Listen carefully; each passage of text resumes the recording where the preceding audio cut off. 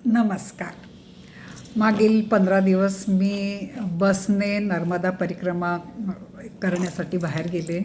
त्यामुळे मला काही नवीन काही चित्रीकरण करता आले नाही. आपल्या सनातनी धर्मामध्ये परिक्रमा, वारी, यात्रा असे बरेच वेगवेगळ्या देवतांचे, वेगवेगळ्या स्थळांचे महात्म्य आहे. परिक्रमा आणि वारी ही शक्यतो चालतच करायची असते. पण आपल्या धर्मामध्ये इतक्या आपल्याला मुभा आहेत ना, की वेळेअभावी किंवा शारीरिक तक्रारी अभावी काही डिस्टन्स तुम्ही फक्त थोडीशीच वारी केली किंवा थोडंसंच चाललं आणि बाकीची बसने केली वगैरे, ह्याची मुभा आहे. इतका फ्लेक्झिबल, इतका आपल्याला सहन करता येण्यासारखा आपला अतिशय चांगला धर्म आहे. आता मी काही नर्मदा परिक्रमेची खूप विद्वान अशी नाही, पण काही मला त्याचं जेव्हापासून वेड लागलं, त्या परिक्रमेची 1-2दा पुस्तकं वाचल्यावर, मग यूट्यूबवर वगैरे खूप बरीच माहिती मिळवली आणि म्हणून मला आतून अशी तळमळ सतत वाटायची की एकदा नर्मदेला जाऊन परिक्रमा करून यावी. आणि मला चालून करायची खूप इच्छा होती. तर त्यावेळेला मी खूप माहिती मिळवली होती. मी थोडी त्यातली माहिती तुम्हाला सांगते. नर्मदा परिक्रमा ही चालून करण्याचं खूप महत्त्व आहे.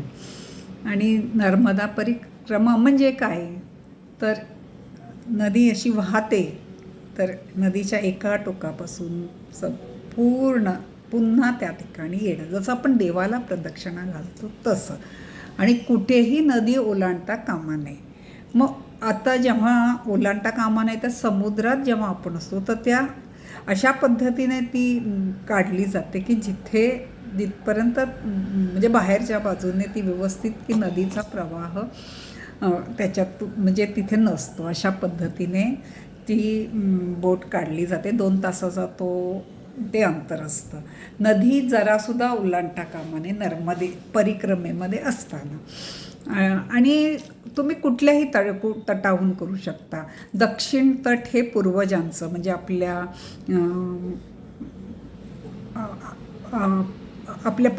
जे घरातले आपले आजी आजोबा सासू सासरे त्यांचं, आणि उत्तर तट हे देवांचं असं मानलं जातं.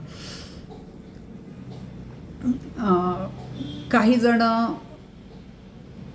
बहुतेक जण ओंकारेश्वरून ही परिक्रमा सुरू करतात. म्हणजे त्याला पाणी भरून जेव्हा आपण घेतो आणि नर्मदेला आपल्या सतत उजव्या बाजूला ठेवत चालत जाणं, त्याला परिक्रमा उचलली असं म्हटलं जातं.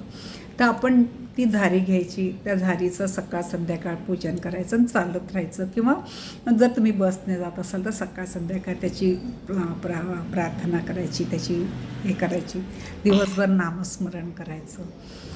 तर बरीच जणं ओंकारेश्वरून सुरुवात करतात. काही लोक अमरकंटकवरून, जिचा उगम अमरकंटकवरून आहे, अमरकंटकमधून ती सुरुवात होते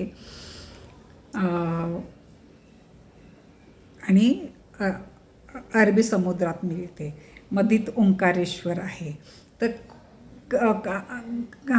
ओंकारेश्वरून केल्याने काय फायदा होतो, तर आपण ओंकारेश्वरून झारी भरून घेतो, समुद्रावरून फिरून पुन्हा येतो अमरकंटक होऊन. आणि जेव्हा आपण ओंकारेश्वरला येतो तेव्हा आपल्याला त्या झारीतलं पाणी, ममलेश्वर आणि ओंकारेश्वर हे दोन ईश्वर आहेत. ह्या 2 ईश्वरांना मिळून एक धरलेला जातो पूर्ण. तर आणि ममलेश्वरला तुम्ही पाणी अर्धी झारी ओतायची आणि अर्धी झारी ओंकारेश्वरला. आणि त्यावेळेला ममलेश्वरवरून ओंकारेश्वरला जायला एक पूल आहे, तेव्हा आपण नर्मदा ओलांडतो. तर परिक्रमा पूर्ण झाल्यामुळे ते ओलांडायला आपल्याला परिक्रमा पूर्ण झाल्यामुळे परवानगी आहे. परिक्रमा करताना आपल्याला ती ओलांडायची परवानगी नाही. त्यामुळे जर तुम्ही अमरकंटकवरून वगैरे केल्यावर अमरकंटक ते अमरकंटक आल्यानंतर पुन्हा तुम्हाला मग पुढची मग बसने करा, काही करा, मग पुन्हा तुम्हाला ममलेश्वर आणि ओंकारेश्वरला येऊन पाणी ओतावं लागतं. त्यामुळे बरीच जणं ओंकारेश्वरवरूनच सुरुवात करतात. त्याचं कारण ओंकारेश्वरचं वरून केल्यावर काय होतं, ओंकारेश्वर ते ओंकारेश्वर आल्यावर ममलेश्वरला केलं, ममलेश्वरवरून ओंकारेश्वरला गेलो, ओंकारेश्वरवरून एक मांधाता म्हणून छोटंसं टेकडीचं 6 किलोमीटरची एक परिक्रमा आहे.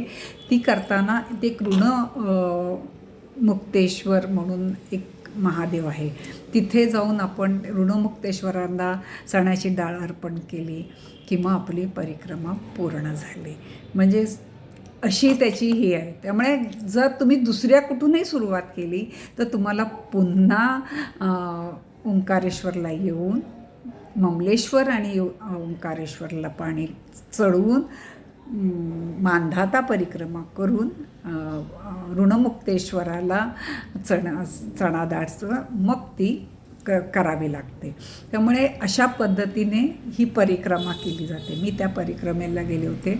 2024 साली मी नोव्हेंबरमध्ये पायी जायची, परिक्रमा करायची म्हणून मी निघाले होते आणि त्याच्याबद्दलचं मी वर्णन पुढच्या ह्याच्यापासून करेन आणि तुम्हाला सांगेन की मला त्याच्यात काय अनुभव आला आणि का माझी अधुरी राहिली ती परिक्रमा.